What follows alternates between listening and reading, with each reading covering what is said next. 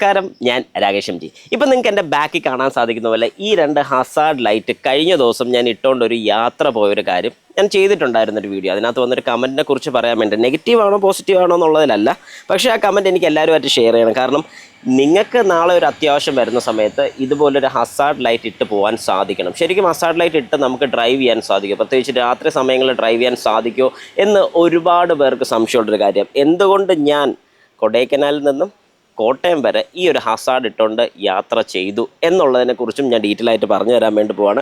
ഇങ്ങനൊരു ചോദ്യം ചോദിച്ചിരിക്കുന്ന @വിനു MG ആണ് ചോദിച്ചിരിക്കുന്നത്. ചോദ്യം ഇങ്ങനെയാണ്: ഹസാർഡ് ഇട്ട് രാത്രി ഇത്രയും ദൂരം വന്നത് പുറകിൽ വരുന്നവർക്ക് നല്ല ബുദ്ധിമുട്ടുണ്ടാക്കും.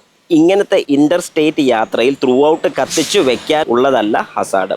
എമർജൻസിയിൽ ബ്രേക്ക് ഡൗൺ ടൈമിൽ വണ്ടി നിർത്തിയിടുമ്പോൾ ഇടാനുള്ളതാണ്. പിന്നെ ബ്രേക്ക് ലൈറ്റ് ഇട്ടത് എപ്പോൾ വേണമെങ്കിലും അടിച്ചു പോകാമെന്ന് ചൈനീസ് ചാത്തൻ LED ബൾബ് ആണെന്ന് അറിയാമായിരുന്നിട്ടും ഇതുപോലെ ഇൻഡർസ്റ്റേറ്റ് യാത്രയിൽ സ്പെയറായി അതിൻ്റെ ഊരിയ ഒറിജിനൽ ബ്രേക്ക് ലൈറ്റ് ബൾബ് 10ൻ്റെ ഒരു T സ്പാനറും കയ്യിൽ കരുതാതെ പോയത് മണ്ടത്തരമാണ്. ഇത് കയ്യിലുണ്ടായിരുന്നെങ്കിൽ ഈ വീഡിയോ എടുത്ത സമയം മതിയായിരുന്നു ബൾബ് രണ്ടും മാറ്റി ഹസാർഡ് ഇടാതെ യാത്ര തുടരാൻ. അത് ശരിക്കും പറഞ്ഞാൽ എനിക്കൊരു കണ്ടൻറ്റ് കൂടെ, ഞാനിപ്പോൾ ഒരു കണ്ടൻറ്റ് ക്രിയേറ്ററാണ്. ഓരോ കണ്ടൻറ്റ്സും എനിക്ക് വാല്യുബിളാണ്.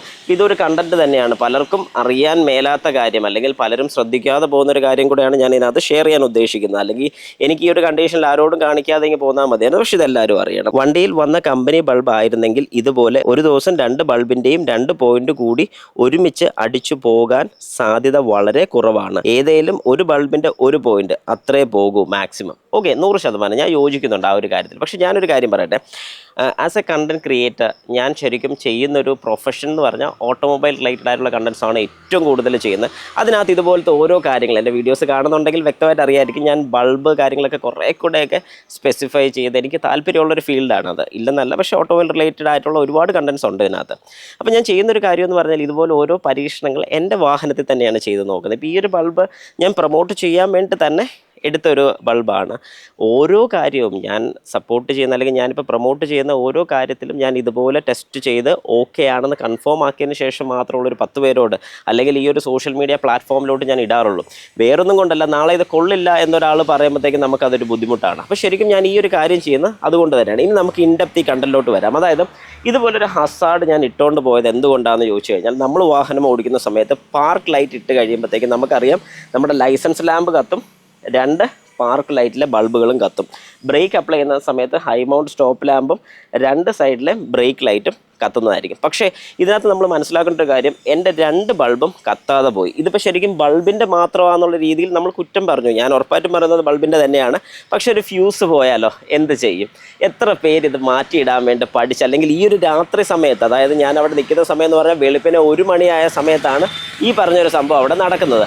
അങ്ങനെയാണെന്നുണ്ടെങ്കിൽ ഇതുപോലൊരു ബുദ്ധിമുട്ട് വരുമ്പോൾ എന്ത് ചെയ്യുമെന്ന് ചോദിച്ചു കഴിഞ്ഞാൽ ഉറപ്പായിട്ടും ഞാൻ പറയുന്നൊരു കാര്യം, നിങ്ങൾ ഹസാർഡ് ഇട്ട് യാത്ര ചെയ്യുക. കാരണം രാത്രി ഇതുപോലെ വിജനമായിട്ടൊരു സ്ഥലത്ത് നമുക്ക് ഇറങ്ങി നിന്നൊരു ബൾബ് മാറുക എന്ന് പറഞ്ഞൊരു പ്രാക്ടിക്കലായിട്ടുള്ളൊരു കാര്യമല്ല.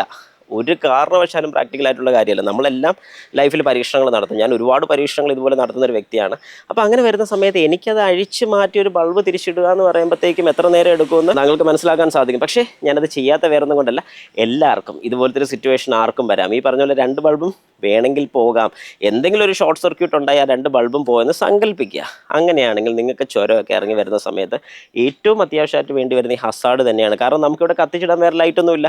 ബാക്കിൽ നിന്ന് വരുന്ന ഈ ലൈസൻസ് ലാമ്പ് ഒരു കാരണവശാലും ദൂരെ നിന്ന് വരുന്നൊരു വ്യക്തിക്ക് ഇത് കാണാൻ സാധിക്കത്തില്ല. അതായത് നല്ലൊരു സ്പീഡിൽ, ഒരു ഹൈവേ കൂടെ നല്ലൊരു സ്പീഡ് 100ന് മുകളിൽ പോകുന്നൊരു വ്യക്തിക്ക് ഒരു വാഹനത്തിൻ്റെ പുറകിൽ ലൈറ്റ് ഇല്ലെങ്കിൽ കാണാൻ സാധിക്കത്തില്ല. ബ്രേക്ക് അപ്ലൈ ചെയ്യുമ്പോൾ മാത്രം ഈ ഒരു ലൈറ്റ് ബ്ലിങ്ക് ചെയ്യാൻ തുടങ്ങിക്കഴിഞ്ഞാൽ സഡനായിട്ട് അവർക്ക് ബ്രേക്ക് കിട്ടത്തില്ല. പുറകെ വരുന്നവർക്ക് അന്നേരമാണ് ബുദ്ധിമുട്ട് വരുന്നത്. ഹസാർഡ് ഇട്ടെന്ന് പറഞ്ഞ് ബുദ്ധിമുട്ട് വരില്ലെന്നല്ല ഞാൻ ഉദ്ദേശിക്കുന്നത്. പക്ഷേ അവർക്ക് മനസ്സിലാക്കാൻ സാധിക്കും പുറകിലൊരു അല്ലെങ്കിൽ ഫ്രണ്ടിലൊരു വാഹനമുണ്ട് എന്ന് മനസ്സിലാക്കാൻ സാധിക്കും. ആ കാരണം കൊണ്ട് അവർക്ക് ചെയ്യാൻ പറ്റുന്നൊരു കാര്യം, ഒന്നെങ്കിൽ എന്നെ ഓവർടേക്ക് ചെയ്ത് കയറി പോകാം.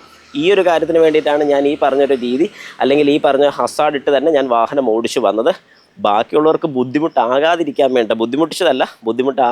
വേണ്ടിയിട്ടാണ്.